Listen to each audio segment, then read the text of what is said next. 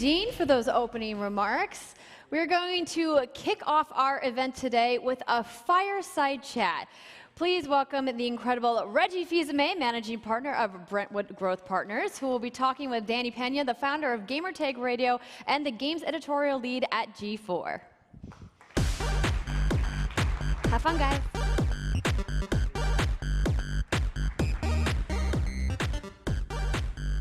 Hello, everyone. So, Reggie, I had you on a podcast a year ago. A lot's been going on. The last conversation you mentioned about you were writing a book, and it's coming out finally next week. Tell us a little bit about that. Sure. It's very exciting. Well, first, great to be with you. Great to be with this audience.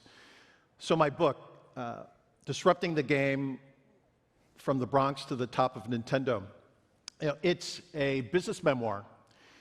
And the thought of the book is to share a range of stories from my personal beginning, my business journey, my time with Nintendo, the overall arc, but to punctuate it with lessons and with principles that anyone can take and apply to their daily life, whether you're a student, whether you're executive.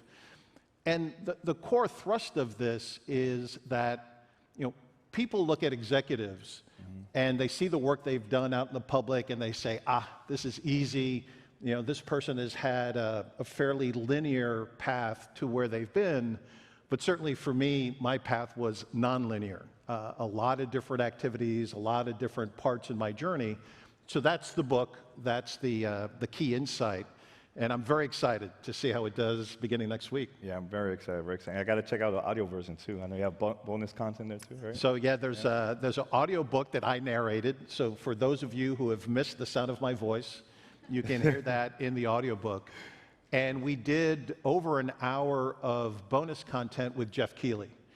And, Jeff and I have spent a lot of time in front of the camera together. We've spent a lot of time behind the camera together. So we highlight some of those stories as well. That's pure entertainment. There's really no lessons in that content, but it's really good. Yeah. Now I got to start with the hard question. Is your body ready? My body is always ready.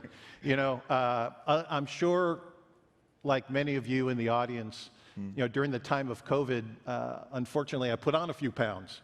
So now I can say my body is more than ready. Good. Yeah, so I'm glad that now we're having in-person events. And also, one of the last conversations we had was about E3 last year, going digital. This year, there's no E3, canceled completely, right? So what are your thoughts about, like, events coming back and your thoughts also about E3 canceling this year? I think it's great that we're having events like this, that we're finally getting together, certainly in this industry. For as big as we are, right, $200 billion in revenue globally, it's a pretty tight industry. You see people, you've got deep relationships, and so being able to get back together physically, to have that sidebar conversation, to talk about what's next and how this industry is moving forward, I think that's really positive. So I'm thrilled that we're getting together. I spoke at South by Southwest back in March, and the energy at that event really was palpable. And so I'm sure that that's going to be the case for other events moving forward. I didn't make it out to PAX East last week, but everything I've heard is that, again, the energy is coming back, and the energy within the industry is just phenomenal. E3. Yes. So E3 really has been on its own journey. When I did my first E3 in 2004, it really was a situation where you're meeting with retailers, you're writing orders, you're getting ready for the holiday season. And it began to pivot more and more to a consumer content creator type of event. And in that current environment, it needs to be something different than certainly what it was at my last E3 in 2018. So as a global industry, it needs to have a global footprint. I believe that the innovative platform holders are going to enable their fans across the world to interact with their content at the time and place of their choosing. And that's going to become how this industry continues to evolve. Like so many fans, not having an E3 this year is a bit disappointing, but certainly Jeff is going to have a great event with Summer Game Fest, and it's just going to continue to evolve and to be something different. We'll see what happens in the future, but certainly, what was the old E3 needs to pivot to something completely different. But now companies are actually having like their own digital showcase. I remember during the Wii U era, Nintendo was the first company that started doing digital showcase. And I remember during that time, a lot of the media were like, oh man, Nintendo's done, this is not good, why not attending E3? So why digital showcase is still, well, thank you. Thank you for the one. Why that is still important to continue to do that? Because well, again, there's, from a platform holder or from a creator's perspective, there are two parts in showcasing your activity. The first part is telling the stories, showing the visuals, getting people excited about the content in a visual format. And a digital showcase can certainly do that. During my time at Nintendo, we did that exceptionally well. But there's another part in getting people excited about the content, and that's the hands-on.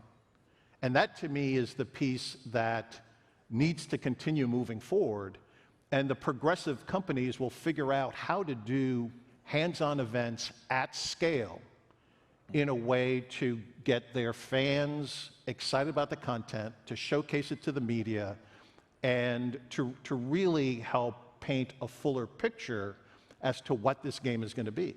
And I think without that, it becomes just a little bit more difficult as you prepare to launch the game without having had that hands-on. So I think you need both. You could do a digital event and get people excited on a global basis, but there needs to be a mechanism for hands-on. Let's talk about failures. I know a couple weeks back, you mentioned that it's important for leaders to mention not only the success, but also failure. I know you talked about that in your new book. Why is it important to talk about? Yeah, the way we learn is by analyzing our failures and applying those lessons moving forward. If all you do is have nothing but success, how do you pivot? How do you learn to reshape what didn't work and to apply it into the future? And I talk about a couple failures in my book. The first is Wii U and the pivot to Switch. Wii U globally sold less than 15 million units. I think the only Nintendo platform that sold fewer units was Virtual Boy. So certainly not a success. But what the company learned from that execution was that the consumer was really excited about the concept of playing a game on their big screen TV and then being able to play that same game on something in a handheld format. And that core insight led to the development of the Switch, where you could play both on your big TV, take it out of the dock, take the game with you. It would have been difficult, challenging not to get that core insight without the failure that was Wii U. The other failure that I talk about in the book is the pricing decision for the Nintendo 3DS. And this, there were tough conversations, myself and Satoru Iwata, as to what the right price point needed to be. In the end, I wasn't successful in getting his alignment to a $199 price point. We launched at $249. At $249, all of the Nintendo fans bought their copy of that hardware. 5-6 million people. I was one of them. But after that, the pace of momentum stopped. And it's because given the pricing, given the lineup of software that was coming, it just wasn't able to reach beyond the Nintendo fan. So the company had to do a massive $90 price cut, bring it to $169, and then rebuild the business from there. So a really tough decision, but one, again, that the company learned from as we made the right decision on how to price the Nintendo Switch. But also, it's also the messaging too, because there's companies that try to do new things, and their messaging has always been bad. The consumers don't like that at all. So, like for example, when Xbox One came out, always online, that conversation, the messaging during that time from Xbox was really, really bad. But look, that's the way how we play games now, right? So, is there any companies that you think that are doing the right way when it comes to like messaging when there's something new? You know, I think there are a number of different companies that are messaging well, but even those companies have their own learning edge as to how to get people excited about the proposition that they're offering. You mentioned Xbox. Personally, I think Game Pass is a really innovative idea. The ability for a set subscription fee to sample a wide range of games, pretty exciting if you're a gamer. But yet, you know, the gaming audience and the gaming industry has been somewhat negative on that execution. And you know, I think there's an opportunity to improve the messaging, to be clearer in what you're getting as part of that subscription. So, you know, there's an opportunity. I think, you know, on the Sony front, you know, I think they have to figure out, you know, one, how to increase their capacity for hardware, and second, how to message to the consumer that, you know, you're going to be able to get that hardware without having to go through scalpers or, you know, to be challenged in trying to get a piece of hardware online. I mean, that's a pretty significant issue that they have to solve, and then they need to drive the proper communication for. Yeah, I know that there has been reports of, I think, Xbox and other companies are trying to do like ad network where they're adding now ads in free-to-play games. Now, I know it works pretty good for mobile. Is that something that's going to work for consoles? I just can't see it, but I want to hear your thoughts about that. Yeah, I'm not a big believer in advertising for whether it's console games, free-to-play games, delivered through a console. I'm not sure the consumer is ready for that. But here's the other piece, right? If you're an advertiser on any platform, you expect to get data back. You expect to understand how many people you're reaching, who I'm reaching, to be able to tie that back to consumer purchase. And until the platform holders are ready to share that level of detail, I think it's going to be very difficult to sell advertisers on the proposition. Let's talk about Metaverse. I know that's been the conversation. Again, messaging. Why is it that every time we talk about Metaverse or anything when it comes to NFTs, crypto, et cetera, so the fans, consumers don't like it? Is it because of the messaging, you think? Yeah, first off, I'm old enough to remember that there were companies that would add .com to their name or to their proposition just to get people excited. People are doing that today with Metaverse. People are using the Metaverse term without a clear understanding of what it is and how it ties back to the business. So it's important first to define, what do you mean by Metaverse? To me, Metaverse is digital, immersive, a place that has persistence in execution. There's a common currency. There's a wide range of different developers creating content for this. It could be VR or AR. I don't think that matters. But there are a number of key elements within the metaverse. Another one is that your avatar has value. You could customize it, and it has value. And that while it happens in a digital space, there are real, in real life elements to the experience. So, you know, I think that companies, as they pursue this, they need to explain it, they need to be clear in what it is. In many regards, elements of the metaverse exist today, right? Roblox has a lot of what I've just described. What Epic has done with Fortnite has a lot of those different elements. So I am bullish on my definition of the metaverse. I think it is something that's going to be interesting for the consumer. I went on record and said that I wasn't a fan of how Meta was thinking about it. And it's because they don't really have a history of innovation. They've been more of a fast follower and an acquirer than truly an innovator. And historically, they haven't partnered very well with other people.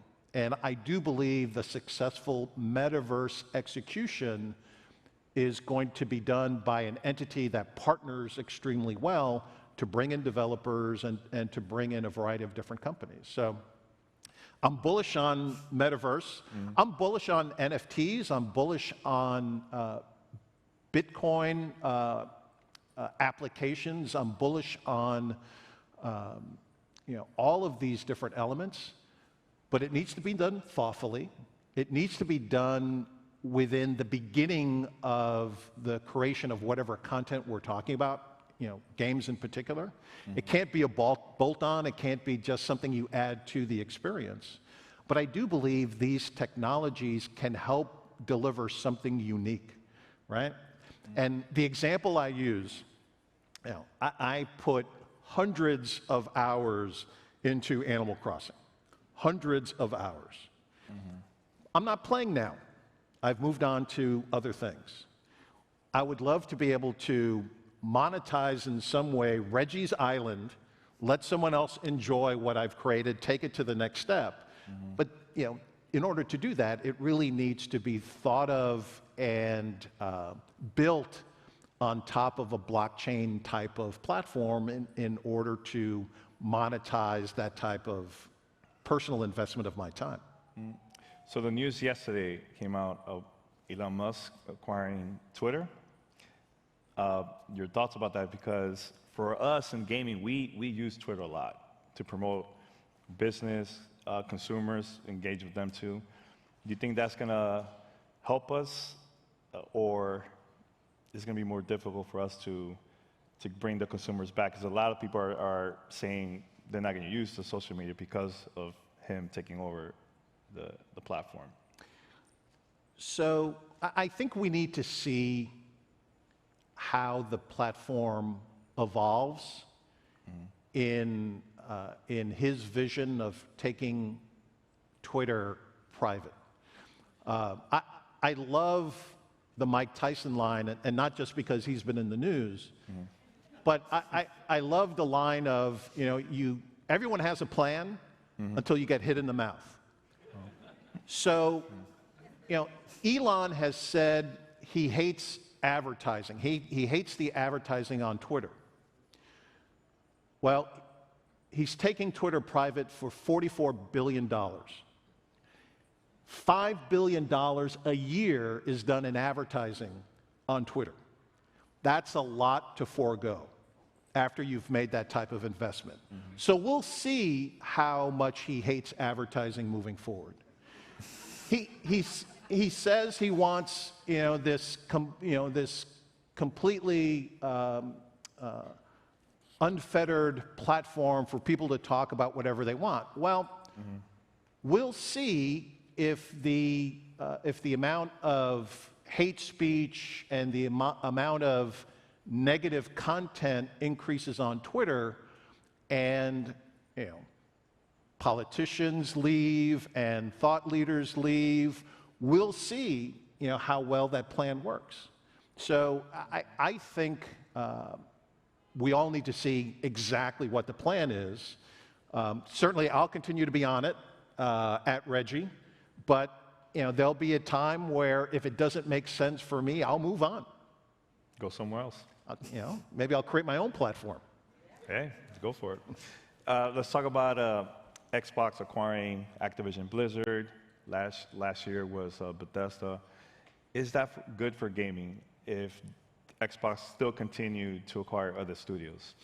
And so let me broaden the question and just talk about M&A overall in the industry. The big announcements that were done, Take-Two and Zynga, Yes. Sony and Bungie, Microsoft and Activision Blizzard, I think you have to look at each one and to understand potentially where value is being unlocked. So Take-Two and Zynga, you look at all of the Take-Two franchises and you imagine if you could do great executions in mobile, wouldn't that be cool, right? Red Dead Redemption done in a mobile experience that monetizes well, that could be really interesting for that company. And they haven't had historically great experience on the mobile platform. Acquiring Zynga helps them do that. Sony, I would argue some of the best narrative single-player experiences are on the Sony platform. They have not really invested in live services. The purchase of Bungie helps them in that regard, so that could be great for gamers in terms of now having great live services, great multiplayer types of games coming from Sony Studios. The acquisition of Activision by Microsoft, first off, it was a brilliant financial play because Activision had been at $100 a share until all of the issues, their culture issues came out. They dropped down to $50 a share, and I think the purchase price that Microsoft made is in the 60s in terms of a share price. So financially, that's a great move for them. How they ingest that company, what they do on the culture front, again, is all to be seen. I believe that there's going to continue to be M&A activity in this industry. I also believe that there will literally be hundreds, if not thousands, of skilled developers in these new combinations that raise their hand and say, you know what, I don't want to be part of this big monolithic organization. I've got a creative idea in the back of my head that I want to go do, and I'm going to go start my own studio. And so whether it's the higher-end indie studios, whether it's the AA type of studios that get created, I believe that there's going to be an exodus of developers coming from these mergers and acquisitions, and it's going to fuel a next round of really novel, different, creative ideas in the space. So maybe I'm an optimist, but I do believe, and I've talked to a lot of developers from these various companies, that they're waiting till the deal is done and they're looking to go off and pursue their own journey with their own creative ideas. Let's talk about handhelds. I want to ask you about Steam Deck and also this right here, Playdate, which I know we talked about earlier. What'd you think? Because now a lot of companies are bringing back like handhelds and. So I think this is a novelty. What they're doing today by constantly releasing content, I do think is driving engagement. But the business model to do that, especially a game that's going to play well in this monochromatic format, I think is really challenging. So I see that platform as a bit of a gimmick versus a long-term platform. Steam Deck, I think, is really interesting. I think today it's a little overpriced for what it is. But again, the concept of being able to play a PC game through Steam on a handheld, there's a proposition there. They need to continue tuning the device. They need to figure out how to manage the cost so that the pricing, I think, makes it more of a mainstream gamer type of device. But there's a path for them to create something that could be quite compelling in the handheld space. Another one, entertainment trends. A lot of studios are now getting involved and making content based on games, TV shows, movies, and it looks like it's going to get bigger and bigger. Sonic #1 movie when it came out, right? Your thoughts about that? Yeah, so as a content creator, taking your content to different platforms is tremendously exciting. And I think versus maybe 10 years ago, current creators on the video side, I think are doing a much better job partnering with the IP holder to create content that on one hand is true to the IP and true to the fan base, but is novel and interesting and takes the journey elsewhere. You look at what The Witcher did, I think is exceptionally well done. I see this as a continuing opportunity for IP holders. I see this as something that can be done exceptionally well. But the key is that the story has to move forward versus just retelling, what I've played in a video game. I don't think that's going to be compelling by itself. But there's a lot of opportunity here. And it doesn't have to be for only the big intellectual property out there. I think there's a variety of smaller IPs that could do things that are really interesting. Recently the announcement, the team at Exploding Kittens doing a deal with Netflix. So Exploding Kittens, popular card game, really interesting IP. What they're doing is, not retelling the Exploding Kittens game. They're taking the art and the style into a completely different story. I think that's an example of the way to do this.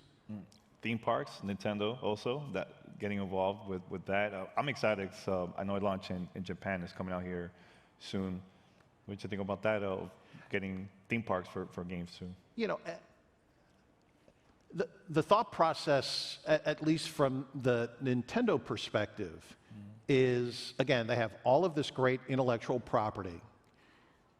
Their vision is that, whether you're an adult fan or a kid, their vision is, you're waking up out of your, Super Mario pajamas. You're slipping on your Legend of Zelda slippers. You're getting ready, going to eat your breakfast with the latest Kirby cereal. You're going off to school or work playing a game on the latest Switch. Later that evening, you're making plans to go watch the Super Mario movie, and then you're making plans to go visit the theme park. I mean, that's the vision, right? How do we touch the consumer in a variety of different ways, with a variety of different experiences, with their favorite franchises, and build the connection with the fan, and also monetize that in a variety of different ways. And given their range of intellectual property, it's a strategy that makes sense. I don't think every company can do that. I don't know that I look forward to a ride based on some mid-tier intellectual property. But for the highest order IP, taking it to a variety of different formats is a great way to monetize that content. One other conversation that we brought up in our podcast with you was diversity in our industry, representation, right? And I know you asked a lot of, we talked about helping and giving back and trying to see we could get more people involved into the industry. So what are the things that you're working on to make that change? So I'm heavily involved in education activity. I'm involved in that for the state of Washington, where I continue to reside. I'm involved in that with the Bronx and the underserved youth in that community. I'm involved in education activities with Cornell University, where I went to school. Each of these is different because the needs are different. So just as an example, in the state of Washington, research has been done that over the next 7 years, there's going to be over 350,000 jobs created by the likes of Amazon and Nintendo and Microsoft, jobs created in the state that will go unfilled because the pipeline of students going through STEM and STEAM-related coursework, the pipeline isn't robust enough. So it starts with middle school, then high school, then college curriculums that are going to feed that pipeline in order to fill these jobs. So it really starts at the most grassroots level. The work that I do in the Bronx is really investing time with young people, telling them, I am you 60 years ago, you can be me. As long as you focus on your education, as long as you challenge yourself and look for opportunities to make yourself better in whatever areas are important to you. At Cornell, I've lectured and spent time, but to me, the way to address a lack of diversity, and there is a significant lack of diversity in our industry, the way to attack it is really at every level in terms of first making sure the robust pipeline is there, and then secondly, you have to hold leadership accountable. At Nintendo, when I would be part of an interview panel for a senior leadership role, I would always ask to see the pool of candidates and how far we cast the net. Because it's amazing, if you don't push this as an agenda, you end up hiring managers, hiring people that look like them, that have the same backgrounds, the same perspectives, and it's because we're comfortable with people who are like ourselves. So you have to actively challenge it. Otherwise, you just don't make progress in getting as broad a group as possible participating in the conversation, participating in the discussion. And I've learned through my business career that you get better decisions by having more diverse points of view, whether it's based on personal learnings or education, experience. That diversity leads to a better solution. For those kids that you talk to in the Bronx, a lot of them, before getting involved with you and Harold in New York, a lot of them feel lost. They don't know what to do, where to go. What is the best way for us as an industry to give back and start having that conversation to get them involved in our industry? I think this has to be pushed on two vectors. First, at the corporate level, there needs to be a priority to do this. And kudos to my friends Phil Spencer at Microsoft. They're doing it, and we're having active conversations with them in terms of how they can do more. But it has to start there in terms of some corporate resources being put to bear to help pull forward that generation of diverse thinkers and diverse perspectives. And then the other challenge I would put out is to every individual here in the room, right? We all live in our various communities. We all have a lot to do.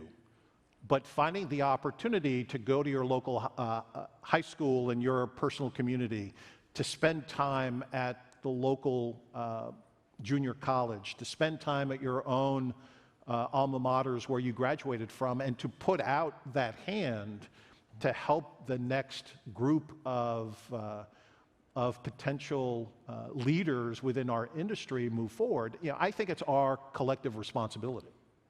How the Bronx helped you to go on top, to become a president of Nintendo of America? For me,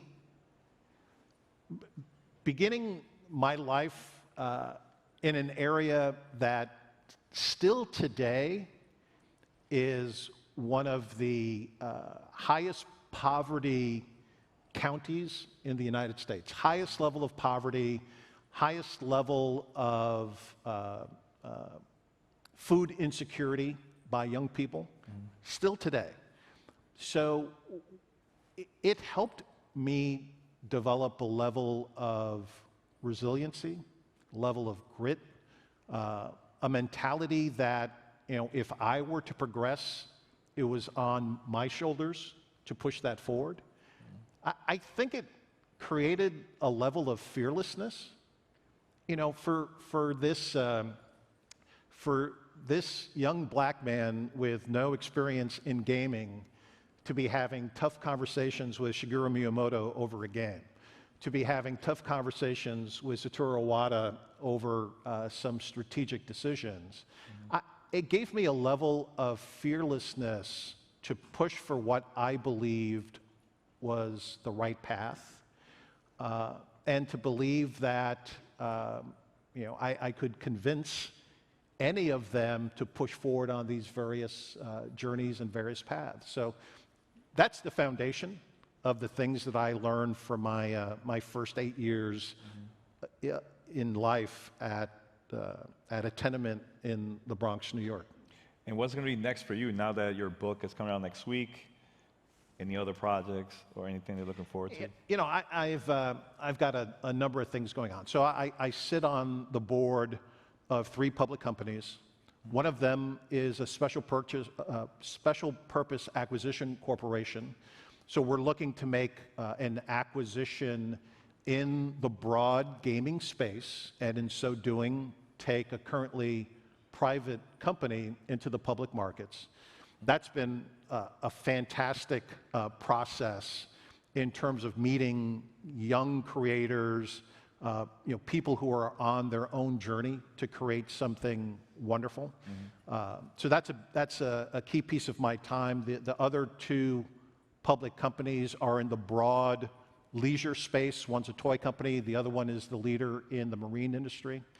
I'll continue to do public speaking, I'll continue to do activity with Cornell, and my passion right now is to empower that next generation of leaders to help them do the next great thing, whether that's in the gaming industry, whether that's in the broader entertainment industry, or whether it's something completely unrelated, but where an individual is following their path and following their journey. Well, Reggie, we're going to wrap it up. I just want to say thank you to you and Dean and the whole GamesBeat team for giving me this opportunity to talk to me. It's been an honor, man. So, thank you. Thanks. All right, everyone.